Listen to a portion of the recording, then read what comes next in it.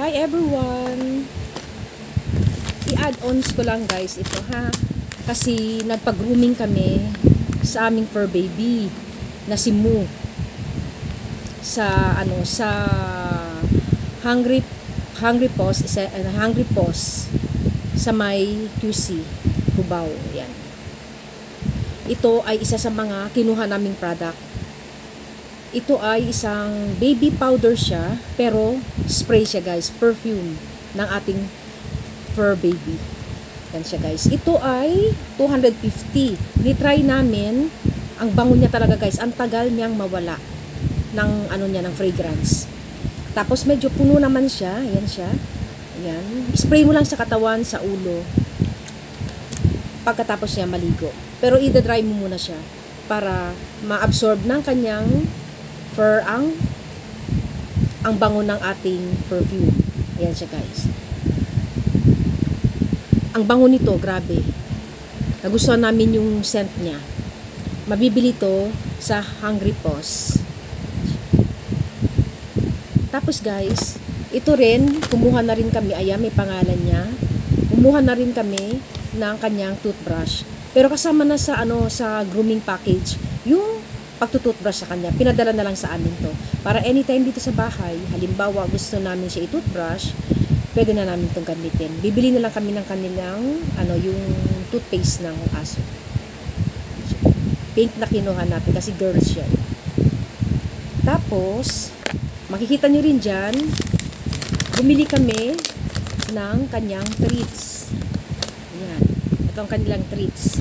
Ang una namin binili ay itong herb roasted chicken. O herb siya guys. Make every bite special. Para naman maano ng ating mga fur baby, yung nila, diba? Kasi good girl siya doon. Makikita niyo sa video. Napaka good girl niya habang ginugrooming siya. Ayan siya guys. Ayan siya. Para siyang stick na makakapal. Parang pretzel. Ayan siya. Marami naman siya guys sa doon. Ito, mura lang siya, nasa 85 lang siya. Ayan. 85 lang siya. Ang pagbibigay naman ng treats guys hindi araw-araw ang pagbibigay nito. At saka 1 inch lang o kaya 2 inches ang haba. Ito. At least 3 times a week o kaya 4 times a week. Ito. Depende kung paano yung mga halimbawa yung mga good deeds silang ginawa o kaya mabibigyan natin sila ng treats. Kasi hindi naman to parati dapat binibigay sa ating mga fur babies. Tapos may isa naman tayo, itong prime Angus steak. Ito. Mabango, din to guys. Masarap din ang amoy nito. Na-try na namin sa kanya kanina. Pati ang kanyang mga kapatid, binigyan na rin. Ay ang kanyang mga anak. Ayan. Kasi siya ang mama. Si Moo ay ang nanay ng aking mga fur babies. Ayan. Ito naman guys, itong Angus steak. Ito naman siya. Medyo may pagka dark brown. Ayan siya. May pagka dark brown. Maganda rin ito sa kanila guys kasi makikita niya yan. Pure meat. Yan, pure meat siya guys. Nakakatuwa. Halimbawa, bigyan mo sila ng mga treats para nila na yung love mo rin sila. Love mo sila, diba? With every bite, make every bite special. For our dogs, there is no greater love than N3 gourmet dog treats. Packed with premium taste, high meat content, and loose flavoring to make every bite special. Ayan siya. Nakikita mo yun. 85 din ang bigay sa amin nito guys. 85 pesos din. Diba? Makakasulit ka talaga. Kasi usually, nagbibili kami ng treats sa mga malls. Nasa 100 plus siya. Tapos nakamura kami, naging 85 lang. Kaya napag-isipan namin na pag nag-grooming na ang aming mga fur babies, ay isasabay na namin yung treats. At saka bibili pa ako ng isa pang ganito. Para naman kay Reese. Ito kasi kay Moo. Ayan siya guys. At saka highly recommended ko yung Hungry Paws. Ang ganda ng pag-welcome sa amin, sa aking fur baby. Hindi siya na-tense yung aking dog. At saka iniwan ko siya doon kasi inabot siya ng 2 hours sa paglinis sa kanya. Kasi package na kinuha ko guys. Kasama na yung grooming, tapos linis ng tenga niya, pagligo, pag shampoo, pag ano ng kuko, yung mating niya tinanggal sa may tiyan. Usually ang mga sitio yung mating niya sa tiyan kasi naggaganyan-ganyan sila guys pag masaya sila. Yun, tapos yung so far wala naman siya mga kuto, wala naman, malinis naman siya. Yun lang yung ano niya, yung balahibo niya masyado nang makapal. Tapos ano pang ginawa sa kanya, ni blower din siya, nakakatuwa ni blower din siya guys, kasi kino-consider nila as medium yung aking simu ng aking fur baby. Medium lang siya. Kaya ang ano namin, ang payment na binayad namin sa grooming niya is 700. Tapos itong mga ito binili na namin. Itong toothbrush binili na rin namin to. Mura lang naman 40. Ito siya.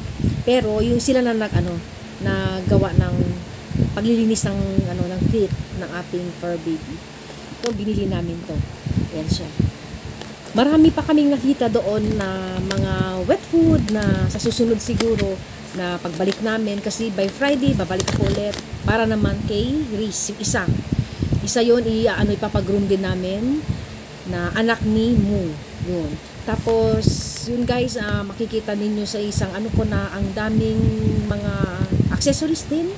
May makikita kayong maraming accessories, may mga ipit para sa mga aso. Tapos meron silang mga damit din, mga dress para sa mga dogs natin. Tapos meron din silang mga bed. Yung parang siya, ano ba matatawag ko doon? Yung pahingahan lang nila, napping bed, yun. Nandoon nakalagay sila doon na para sa mga para halimbawa gusto nila mag-take ng nap, o pwede mo sila i-treat na doon na rin. At saka ang maganda dito sa sa Hungry Paws, hindi lang aso, may pusa din silang ni-groom. Kaya nakita ko lahat doon na kung paano nila yung customer mismo, paano nila i-treat ang ating mga fur babies na hindi matatakot, na magiging relax. Na nag-expect na ako guys, na ko paano ko kaya dadalhin itong aking fur baby na baka siya matakot, na siyempre ibang tao na hawak sa kanya, paano tanggalin yung matted. Marami rin mga nag-iisip ako na paano kaya ito. Pero yung nakita ko, pagpasok pa lang namin, ang ganda ng ambience. Tapos yung mga dogs doon guys, ang tahimik na sa cage. Nag-aantay sila ng turn kasi pang-apat kami. Nag-aantay sila ng turn nila para sunod-sunod lang. Kasi by yun guys by appointment. Pwede ka rin mag-walk-in. Much better by appointment. Kaya ang ginawa namin para kay Reese sa susunod, yung brown ko na teddy bear doggy ko yun, by Friday, by appointment na ini-schedule ko na siya para pagpunta namin, siya agad ang asikasuhin. Para hindi na kami masyado mag-antay ng medyo matagal. Kasi pagpunta namin, maraming na nauna sa amin guys. Kasi hinanap pa siya namin. Yung pala, madali lang siya naman mahanap. Along JP Rizal lang siya. O ayan siya guys flex ko na sa inyo kung gaano kaganda ang serbisyo ng Hungry Paws, at saka ano-ano yung mga nabili namin para sa aming fur baby. Okay? Ito natuwa ako dito sa kanyang toothbrush. Yan pala guys, ganito, kaya pala hindi sila naaano ng di ba? Nakatatakot tayo, mabite tayo. Kasi ang ginagamit namin noon, hindi siya ganito. Yung pinapasok sa finger, tapos, baby pa kasi dati guys, nilalagyan lang namin siya ng toothpaste ng dog. Tapos, inaano lang namin sa mga nila, sa gums. So, ganito pala dapat, na ganito kahaba, para safe din kami, pag gumagamit kami nito. Hindi naman siya, makikita mo naman pag sobrang overuse na, pwedeng palitan na lang. Ayan, bibili na lang tayo.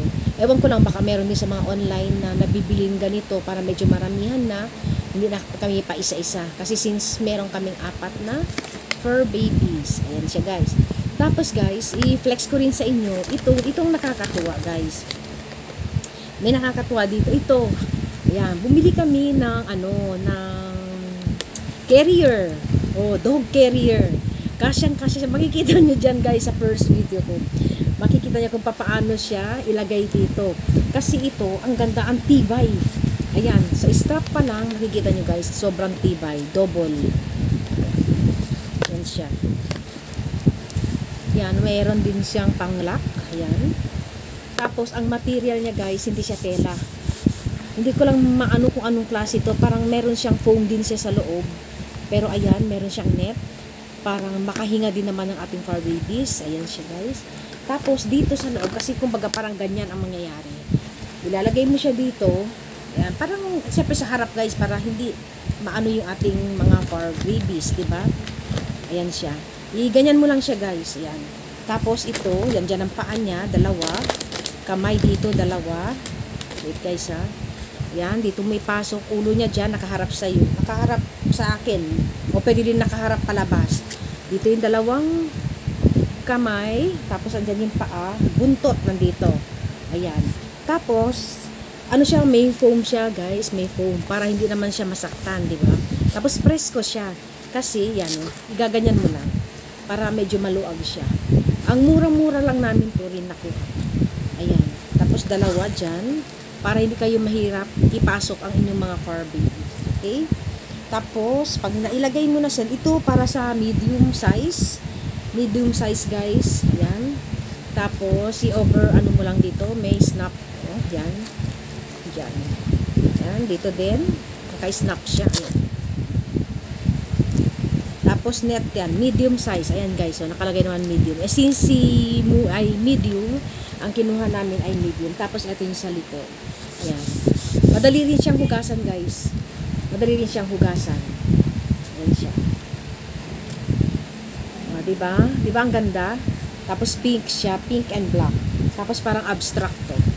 Ayan. May mga design parang abstract. Ayan siya, guys. Ayan. Pwede din adjustable. O yan. Ma-adjust mo tong strap. Hilahin mo lang dito. Kung gusto mo naman medyo maluag, yan. Hanggang sa dulo yan, pwede mo i-adjust. Pero ito na talaga yung ano niya, adjustment niya, para sa kanya. Tapos, pag nasa loob na siya, para safe, di ba may, ano siya, yung neck collar. Ayan. I-ano mo lang siya dito. Para hindi siya lumundag man siya, meron siyang, ano nito, protection dito sa loob. Hindi ito kakasya sa mga large dogs. Meron din mga large doon, pero kinuha ko itong medium kasi medium si Mo. Okay guys, nakita nyo na ha, na-flex ko na sa inyo kung ano mga accessories at saka mga ang tawag dito, mga treats na nabili namin sa Hungry Boss. Okay? So, yan, nakakatuwa. Sa susunod series naman, siya naman ang susunod namin ipapag-groom. Yung teddy bear ba? Yung teddy bear siya na malaki. Malaking aso. Yun siya. Siya series. Ito si Moo, yung black and white. Okay guys, so much for today. Thank you so much for watching.